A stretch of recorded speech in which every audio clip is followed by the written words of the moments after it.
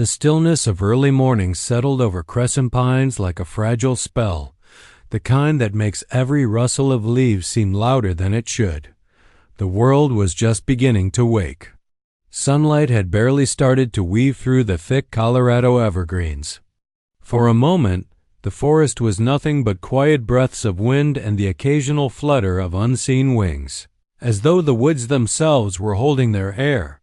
Then the radio buzzed to life, cutting through the silence like a knife. "We've got something." A voice crackled sharply from the handheld device, its urgency heavy with tension. Mason Reyes, leader of the search team, stopped cold. His heart drummed a steady rhythm as he brought the radio closer to his ear, the shout rattling around in his brain. Around him, the rest of the group froze mid-step, boots crunching faintly into the underbrush. Tension rippled through them like water meeting stone. The team pushed forward, weaving carefully between thick trees and over uneven ground, until, at last, they stumbled into an unexpected clearing. It wasn't large, just a narrow gap in the dense forest, the ground littered with fallen pine needles and shards of light filtering through the treetops. But what they saw there stopped them in their tracks. At first, it was just a shape, a huddled form wrapped in shadow at the center of the clearing. Then, as their eyes adjusted and the sun revealed more, the scene took shape. Curled around a small figure was a large German shepherd. The dog's coat was a patchwork of black and tan, now matted with dried blood and streaks of dirt that dulled its color to something lifeless and forlorn. His frame, though still powerful, had grown too thin, every bone straining against his skin. One sharp amber eye gleamed weakly in the light, watching the rescuers with wary intensity.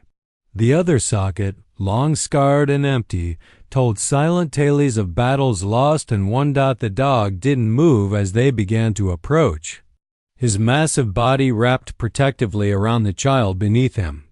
His lips twitched into a low, uneven growl, a sound that was more warning than threat. The message was clear, though unmistakable even to the strangers in front of him. Mason Reyes knelt slowly, lowering his body to the dog's level. He didn't speak, not at first. He just watched the shepherd, studying the trembling muscles that still refused to give in, the exhaustion radiating from his emaciated frame, and the fight still burning as bright as courage itself. "Easy now," Mason finally murmured, his voice low and gentle, meant to soothe. The dog's growl faltered slightly, but he didn't move. He wouldn't.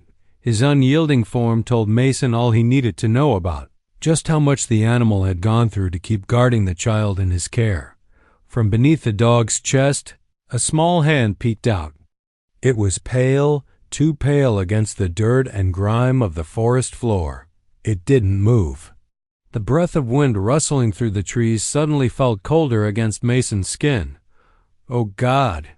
One of the other rescuers whispered behind him. The words hung suspended in the air, heavy and full of dread.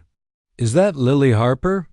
Mason leaned in closer, his careful eyes scanning the child for a pulse, for anything that spoke of life. Her hair was knotted and dirty, her face streaked with grime, but there was no mistaking her. "It's her," he said, his voice barely audible. "She's alive?" But just barely. Relief and panic warred for control in his chest. They had found her. But time was against them now, and the clock was ticking fast. The shepherd didn't move. His frame remained draped over Lily like an unbreakable barrier, his gaze fixed on the rescuers, daring them to try to take his charge. His body quivered with the effort of maintaining his position, exhaustion threatening to topple him at any second, but none of that mattered. He was a soldier, and this was his post. For a long moment, no one moved. There was no sound but the distant hum of radios and the rustle of the wind. Then Mason saw it, the larger picture, an unspoken story being told right in front of him. This wasn't just survival. This wasn't instinct. What he saw in the shepherd's unwavering stance was something deeper, something primal and rare. This was loyalty, not the kind that could be taught, but the kind forged in the fire of shared struggle. Before them knelt a one-eyed guardian, a protector who had refused to abandon his post even as his body screamed for rest. An old soldier, forgotten by the world, who had nonetheless found a new mission and had poured every ounce of fight he had left into fulfilling it. His name hadn't always been a mystery. Once, not so long ago, the dog had been called Bruno. It was a name he had carried with pride, back when his days were filled with missions, objectives, and the steady voice of his handler, Staff Sergeant Nolan Blake. Bruno had been more than just a dog. He had been a highly trained canine, skilled in reconnaissance, search and rescue operations, and advanced detection.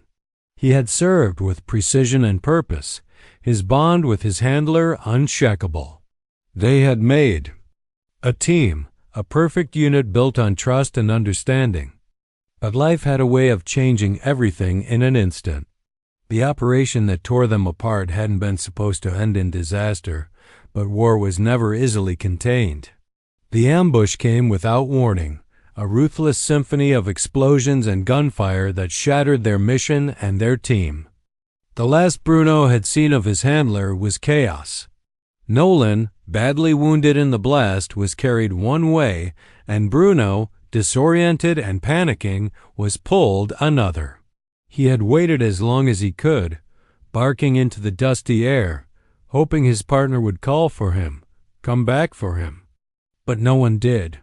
Abandoned in a world he didn't understand, Bruno had wandered, scavenging, fighting. The scars littering his body told the story of his battles, of the countless challenges he had faced and the victories he had fought tooth and claw to win. Each mark was a testament to his resilience, but it wasn't until now, in this clearing with the fragile weight of a child beneath him, that Bruno had found a true purpose once more.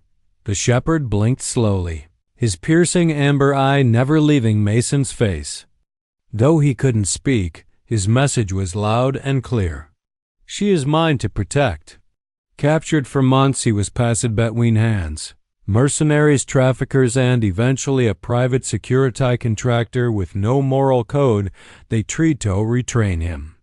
Use his instincts for profit when he refused to follow violent comms, they threw him into fighting pits hoping starvation would change him. It didn't. That's how he lost his eye, not from war, but from defiance. Bruno didn't break, he escaped one night. During a transport weak and wounded, he ran 4 days. He followed no road, no directionally, a primal urge to keep moving somehow. His instincts led him far from battlefields and bloodshed to the small mountain town of Crescent Pines. There he became a ghost. Locals spotted him darting through alleyways, scurrying dumpsters, always alone, most turned away from his scarred face. A few left scraps of food, but no one got close. Bruno didn't let them. He had no mission, no partner, just silence. But when he heard the child's cry in the woods, that afternoon something awakened, note instinct, but memory, the echo of a voice of it once told him, bring them home, Bruno. And though his body ached and fair clawed at the edge of his mind, he moved toward the voice, toward the child, toward something like purpose again. Billy Harper had always been a quiet soul in a noisy world. At just 5 years old, she moved through life with the gentle curiosity of someone who noticed that things others missed, a butterfly cling to the underside of a leaf. The way a puppy's ears twitched when dreaming, the soft sigh of trees enthroned her world was small but vivid, shelved with her mother, Claire, in a weathered blue cottage on the edge of Crescent Pines. Claire Harper, the Townsendly veterinarian, had dedicated her life to healing broken animals and more accurately to raising her daughter with love she often feared wasn't enough since her divorce from Derek, Lily's father. Claire had carried the weight off both parents even as her tired eyes prayed the burden. Derek Harper, a park ranger for Rocky Ridge National Forest, loved the wilderness with a passion hadn't always been able to balance with family. He still wore his ranger badge with pride, though the guilt of absence clung to him like a second uniform. His relationship with Lily was tender, button-tative, built on weekend hikes, pressed leaves, and quiet storytelling under festers despite the gaps. In their family, Lily never complained. She clung instead to small rituals. Brushing the old cat before bed, collecting feathers in a shoebox, drawing pictures of wild animals she hoped to meet one day. That Saturday fete of the autumn harvest fair was supposed to be special. Claire had promised no work calls, no emergencias, cinnamon air hay, rides, and caramel apples. Lily wore her favorite tilo dress, the one with daisies on faham, and carried a tiny canvas bag slung across her shoulder, a gift from Direct during their last camping trip. It held her inhaler, a granola bar, and her newest treasure, a shiny red stone she'd found near the creek as they strolled through the festival hand in hand. Lily looked upon her mother with that soft smile only children can give, the kind that says, "This moment matters." And Claire, for the first time in weeks, let herself believe it might be true. Neither of them knew that by sunset the world would tilt. The scent of cinnamon and pine still hung in there when Claire's phone buzzed. She had barely stepped away from Lily, just long enough to check on an urgent call from the clinic. A rescue dog had gone into seizure and her assistant couldn't stabilize it. Alone, Claire hesitated, heart sinking, shuddering to Lily, who was busy watching a clone twist balloons into strange shapes. "Sweetheart, I need to go help a dog in trouble," Claire said, gently kneeling to meet her daughter's eyes. "It won't take long. Can you stay with Mrs. O'Hara and her granddaughter Ella for a little while?" Lily nodded reluctantly. She was used to this. A mother always pulled away by emergencies. Claire kissed her forehead, whispered, "I'll be back before the pea contest," and hurried off. But fate, as it often does, had other plans. 20 minutes later, Claire's phone buzzed again. A message from Mrs. O'Hara. "I thought Lily was with you. Ella said she went to find you near the apple carts." Panic gripped her chest like a vice. Claire dropped everything and ran, calling Lily's name to the thickening crowd, eyes scanning every face, every small figure. But Lily was no longer among the hayrides or caramel apple stands. She had wandered past the last vendor tent, drawn by a monarch butterfly with bright orange wings. It fluttered just beyond the boundary rope, then dipped into the open field.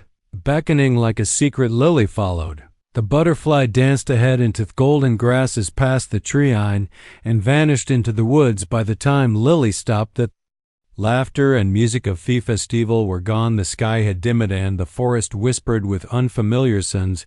A sudden breeze kicked up leaves around her feet. She turned back, but Thepeth was gone. "Mom," she called. Nones were only the rustle of branches and the lonely hush of pine. She tried to look back, but her steps were aimless. No, her breath short and tightness curling in her chest. She reached for her inhaler. It slipped from her fingers, and as the clouds rolled in and thunder grumbled in the distance, a single word trembled on her lips: help. The forest was colder than it should have been. Rain began to fall, fat droplets slipping through the canopy. Undonto. Lily's thin yellow dress just tumbled forward, soaked and shivering, her breathing now shallow and sharp. Each inhale was a struggle, her small hands clawing at her chest.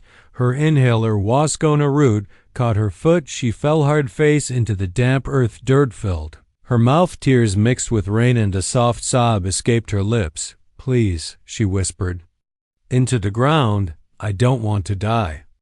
She didn't. Hard footsteps, silent, deliberate, claws within a shape large, shadowed low to the ground. It stopped just beyond the trees. Lee blinked, eyes wide with fear as thunder cracked overhead. A dog, massive, soaked, one glowing amber eye locked onto her. Lily gasped, frozen with fear. Bruno didn't move. He simply watched her, calculating, cautious. She looked like Nothreet, just a trembling little girl, too pale, too still, but something about her wheezing, the way her hands trembled, triggered something old. And buried deep within him, he remembered that sound, labored breathing, panic, vulnerability. His nose dropped to the ground, sniffing thin. Instinct led him a few feet to the left, where something small and plastic lay beneath wet leaves. The inhaler. Bruno picked it up gently in his jaws, carried it back, and dropped it at Lily's side. Her eyes widened, trembling. She grabbed it, took 2 shaky puffs. Color began toward her into her cheeks. "You helped me," she breathed. Bruno stood a few feet away, his posture neutral. Head tilted, his tail didn't wag. He didn't trust yet, but hadn't leave when Lily collapsed again, her tiny body trembling from cold and fear.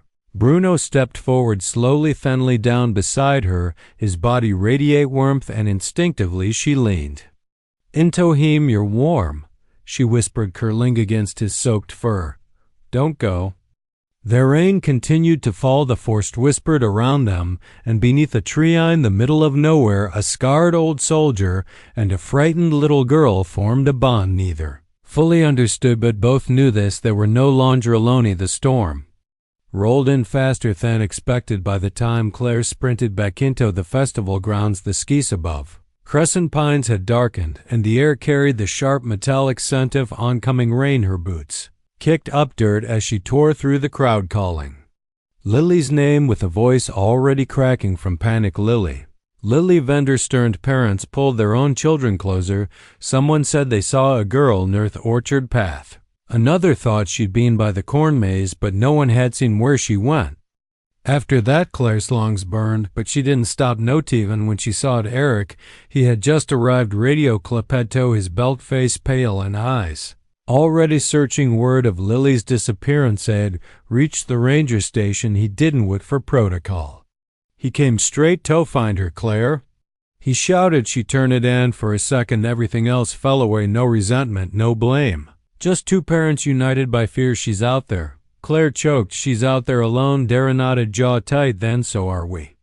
Within the hour, a full search was underway. Park rangers, volunteer firemen, neighbors with flashlights and flares. The storm matter audio communication patchy, and darkness spread across the valley like spilled ink. Derrick took the northern ridge. Claire stayed closer to the lowlands. They combed the forest with desperation, chirped by guilt. Somewhere out there was their daughter, small, scared, and vulnerable, and neither of them could bear the thought of losing her, but far beyond their reach in the depths of Hewoods. Lily was not alone. A one-eyed shadow moved quietly through the storm beside her, guarding her body with his own, and though Claire and Derek didn't know it yet, hope had already found her first. As the first light broke through the trees, the storm finally passed. Hewoods held a quiet nod of fear, but of relief, like even the earth itself had been waiting for her to be found. Captain Mason Reyes was sweeping the northern ridge when his dog paused, ears alert, mass, and followed its gaze into a narrow clearing.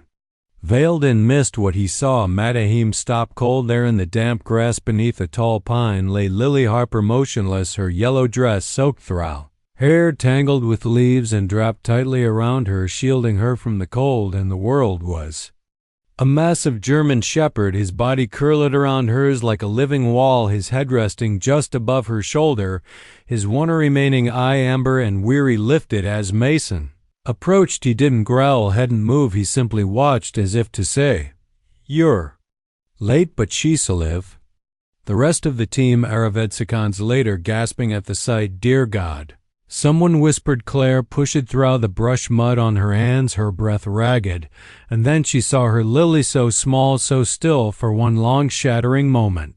Claire couldn't breathe. She dropped to her knees beside the stretcher, her hands hovering just above her daughter's cheeks. Relief surged through her like a tidal wave, but it came tangled with something else, guilt, a hollow, wrenching ache that pulsed in her chest as she looked at her baby lying there, skin cold and lips trembling. How could I have let this happen? She hadn't stepped away for a moment, one decision, one distraction, and it had almost cost her everything. Tears streamed down her face as she finally reached out and whispered, "I'm here, sweetheart. I'm so sorry I've got you." Bruno stirred slightly, but didn't leave her side until paramedics gently reached for the girl. Even then he hesitated, rising only when of them. Lily murmured in her sleep, "Don't let him go." Few words hit him like a soft tremor through the ground, small but undeniable. Something shifted and hissed for the first time in what felt like forever. Bruno felt seen, wanted to see the silence he'd lived in for so long had cracked just wide enough to let in a sliver of light, and somewhere deep inside the ache of loneliness. They placed Lily on a stretcher and she was safe, but no one moved toward the dog. Bruno stood there, soaked and scarred, as if unsure what came next. Claire turned toward him, their eyes met, and in that glance everything shifted. She didn't see a stray.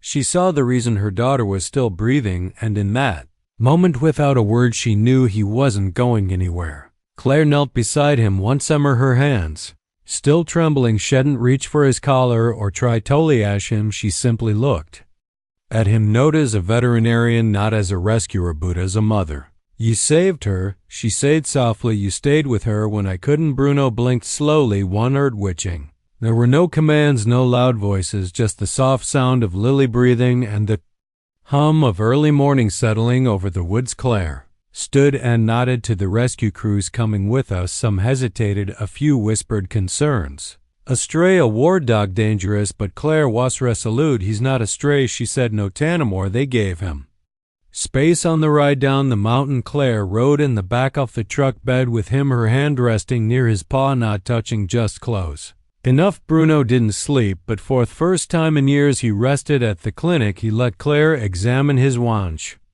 Didn't flinch, he didn't snap. When Lily woke later that afternoon, the first thing she asked was, "Where's the dog?" Claire brought him in slowly. When Bruno saw Lily awake, smiling, calling softly, "Hey, brave boy." His tail gave a single uncertain wag. Claire watched the moment unfold. Heartful and heavy, she had treated hundreds of animals in her life, some wild, some gentle, some broken, but none like him. There was a bond. Hiriani, she couldn't explain, one shouldn't break, so she made a decision. She knelt beside him again and whispered, "If you want to stay, stay." Bruno didn't move, but this time something in him softened. He looked at Claire, then at Lily, her small fingers reaching for him, no fear in her eyes, only trust, and for the first time in a long while he didn't feel like he was surviving. He felt like he was home. So he lay down at Lily's feet and stayed. Weeks passed. Lily healed quickly, her laughter slowly returning like birdsong in spring. But something had changed. She didn't sleep with her stuffed animals anymore. Only Bruno curled at the foot of her bed. One always watching. Claire often caught him standing by the window at night, earth-witching toward distant sounds. Pardofim still lived in another world, one of orders, loss, and silence. But in this one held something else, a routine, a family, a place where no one asked him to fight, only to stay. One afternoon, a golden light spilled through the kitchen. Lily pressed her face into his neck and whispered, "You're home now." Bruno didn't move. He didn't need to, because for the first time since the war, since the pain, since the running, he believed her, and that was enough.